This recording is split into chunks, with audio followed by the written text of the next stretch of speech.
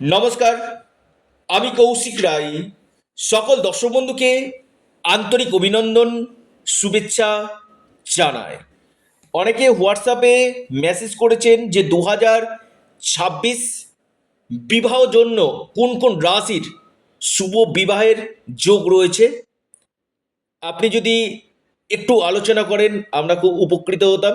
তাই আজকের এই আলোচনা 2026 কোন 7 রাশি 7 পাকে বাধা পড়তে চলেছে এবং এই 7 রাশির বিবাহ নিশ্চিত হতে চলেছে। পূর্ণাঙ্গ আলোচনা থাকবে। আপনারা অনেকেই ভিডিওটি দেখছেন, স্কিপ করে দেখবেন না, কারণ অনেকের ক্ষেত্রে কি হয় জানেন, বিয়ে তো করে নিয়েছে, তারপর সেখানে কিন্তু ম্যাচ মেকিং করায়নি, বিয়ের পর সেপারেশনের জায়গা চলে আসছে। কৌশিকদা, আমার মেয়ের সাথে বিবাহটা কি টিকবে আদৌ?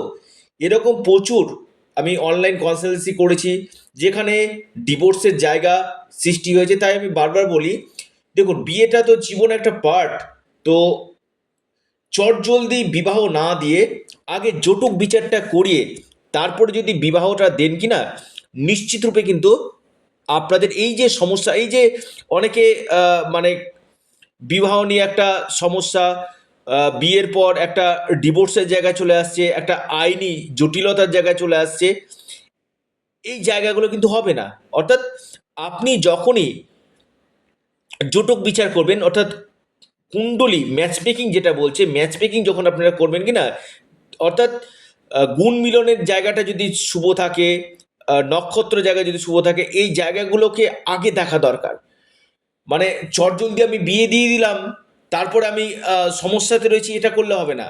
আগে আপনার সন্তানের ছেলে অথবা মেয়ের জন্য যখন আপনি পাত্র অথবা পাত্রী খুঁজতে যাবেন, আগে দুজনার ডেট অফ বার্থ নিয়ে একজন এক্সপার্ট অ্যাস্ট্রোলজির সঙ্গে অবশ্যই পরামর্শ করুন। আমি বারবার বলি, যারা বিয়ের পর দেখাচ্ছেন কিনা, যদি আপনার বিয়ের আগে দেখাতেন না, এই সমস্যাতে আপনারা কিন্তু পড়তেন না। বিবাহটা ভেরি ভেরি ইম্পর্টেন্ট আমাদের জীবনে। এবং এর পাশাপাশি আমি দেখছি বর্তমান যুগে, আবার বলছি, বর্তমান সময়ে ডিভোর্সের জায়গাটা কিন্তু 80% চলে যাচ্ছে, 70 থেকে 80% বিবাহ বিচ্ছেদ মামলাগুলো কিন্তু আসছে। তো এই জায়গা নিয়ে অনেক সমস্যা হচ্ছে। তো আমি বলবো, আগে আপনার জন্ম ছকে দেখুন বৃহস্পতি শুক্রের প্লেসমেন্ট, মঙ্গলের প্লেসমেন্ট, এবং আপনার দ্বিতীয় ভাব, সপ্তম ভাব এবং চতুর্থ ভাব, এই 3টা ভাবকে দেখা দরকার রয়েছে। কারো কারো ক্ষেত্রে কি হয়, বিয়ে হতে লেট ম্যারেজ হয়। কেন হয়? লগ্নে যদি শনি অবস্থান করে, বা শনি যদি সপ্তম হাউসে অবস্থান করে, বা শনি দশম গৃহে অবস্থান করে, তাদেরকে কিন্তু একটু লেট ম্যারেজ করে দেয়, একটু আহ, মানে বিয়েটা একটু দেরিতে করায়। বা কারো কারো ক্ষেত্রে কি হয় যে বিয়ে সব কথাবার্তা ফাইনাল হয়ে গেল, কিন্তু বিয়েটা ভেঙে গেল। কেন?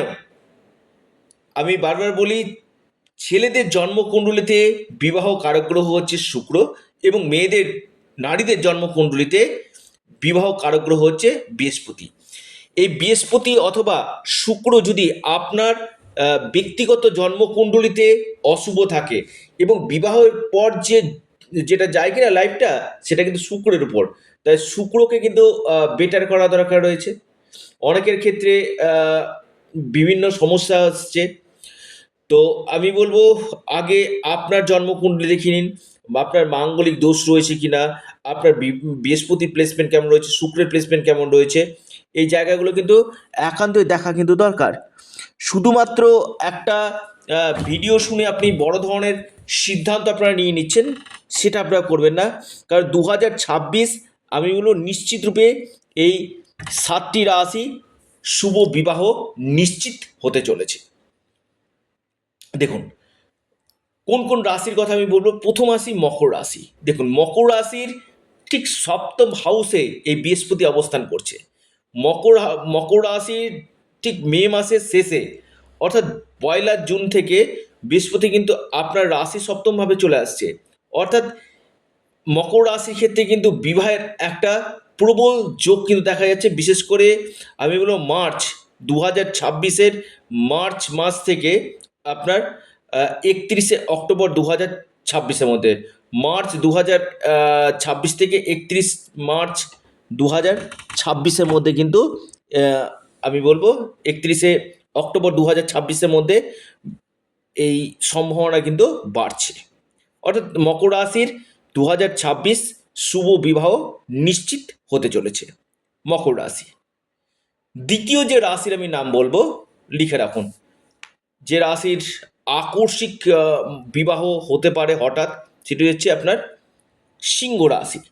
দেখুন, সিংহ রাশির ঠিক 31শে অক্টোবর 2026-এর পর থেকে বৃহস্পতি যখন আপনার রাশিতে অবস্থান করবে, 31শে অক্টোবর 2026-এর পর থেকে বৃহস্পতি যখন আপনার রাশিতে অবস্থান করে সপ্তম হাউসকে দৃষ্টি দিবে কিনা, বিবাহ কিন্তু কনফার্ম হতে চলেছে। কারণ বিবাহর যে জায়গাটা দেখা হয় সেটা হচ্ছে আমাদের বিশেষ করে সপ্তম এবং দ্বিতীয়, এই দুটো ভাব যদি আপনার শুভ থাকে কিনা, বিবাহ কিন্তু আপনার নিশ্চিত রূপে কিন্তু হয়ে যাবে।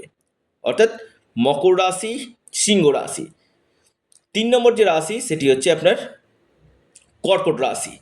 কর্কট রাশির ক্ষেত্রে ঠিক জুন মাস থেকে, আমি বলবো জুন থেকে রাশিতে বৃহস্পতি অবস্থান করবে এবং তুঙ্গ গৃহে বৃহস্পতি অবস্থান করছে, এবং 12 বছর পর এই বৃহস্পতি কিন্তু আপনার রাশিতে আসছে।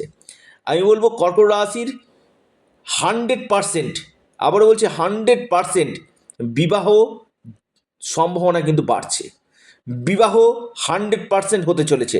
আপনি কর্কট রাশির মানুষ, লিখে রাখুন, এই সম্ভাবনাটা কিন্তু বৃদ্ধি কিন্তু করতে চলেছে কর্কট রাশি। এরপর যে রাশির আমি নাম বলবো 4 নম্বর রাশি, সেটি হচ্ছে বৃশ্চিক রাশি। দেখুন, বৃশ্চিক রাশির সপ্তম হাউসে শনি দৃষ্টি দিচ্ছে এবং নবমভাবে বৃহস্পতি অবস্থান করবে, অর্থাৎ ভাগ্যভাবে সরাসরি আপনার রাশিকেও দেখছে। অর্থাৎ এই সময়টা আপনাদের বিবাহের জন্য কিন্তু 100% শুভ সময় কিন্তু হতে চলেছে। যারা অবিবাহিত রয়েছেন, আমি বলবো বৃশ্চিক রাশির ক্ষেত্রে অতি গাঢ় প্রবল বিবাহের সম্ভাবনা কিন্তু সৃষ্টি হতে চলেছে। বৃশ্চিক রাশি 2026 আপনাদের বিবাহের জায়গা কিন্তু সৃষ্টি কিন্তু করছে। এরপর কন্যা রাশি। কন্যা রাশি দেখুন, আপনার সপ্তম হাউসে শনি অবস্থান করছে, বিবাহ আপনাদের হবে এবং 2.5 বছর ধরে কিন্তু থাকছে। অর্থাৎ সপ্তমভাবে শনি এবং বৃহস্পতি আবার সপ্তম ভাবকে দেখবে। অর্থাৎ এপ্রিলের পর থেকে, আমি বলবো এপ্রিলের পর থেকে